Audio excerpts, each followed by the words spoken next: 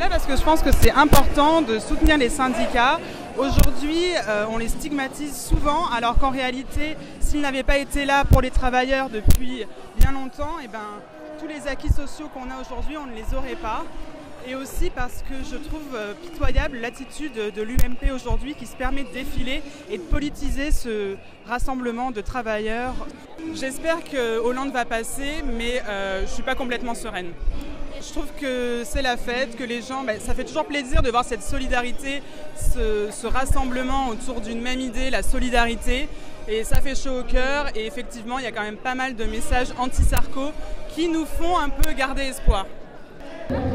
Parce que je veux un vrai changement pour ce pays, notamment pour les jeunes et tous les services publics qui en ont tant besoin. Voilà. Et moi, mon choix politique, c'est de soutenir François Hollande sans aucune ambiguïté. Pour contrer la politique de droite qui sévit malheureusement dans le pays, ça a été une très mauvaise surprise de voir que Marine Le Pen a fait 20%. Puis aussi parce que Sarkozy, on en a marre. Je trouve qu'en même temps, on est content de se retrouver et en même temps, je pense que les gens ont été vraiment abasourdis par ce qui s'est passé au premier tour. Après, ça prouve que les gens ne sont pas résignés non plus, donc on va dire que c'est plutôt joyeux. En tout cas, moi, je suis une idéaliste, donc on va dire qu'il y a de l'espoir. Déjà, moi, je suis présent tous les ans pour la journée de solidarité internationale du 1er mai, qui est une journée de lutte. Là, cette année, il y a une raison supplémentaire. C'est que si Sarkozy n'est pas battu dimanche prochain, c'est un verrou total à tout changement en France et en Europe. Les organisations syndicales ont raison de dire que le quinquennat qui vient de s'achever a été le pire pour le monde du travail, que Sarkozy n'a eu de cesse de déconstruire le droit, de déconstruire les acquis sociaux, notamment ceux de la libération.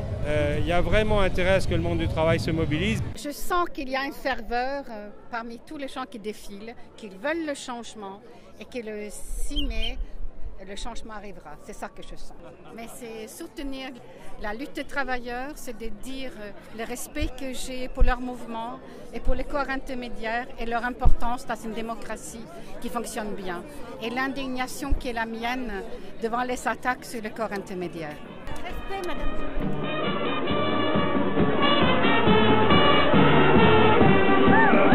Solidarité, travail, fraternité. Le soleil, les jolies filles aussi, l'espoir. Entre un mot, des travailleurs et puis une journée de contestation internationale. Le droit des salariés, c'est les augmentations de salaire, c'est le refus de l'austérité et puis c'est surtout une solidarité avec les peuples du monde.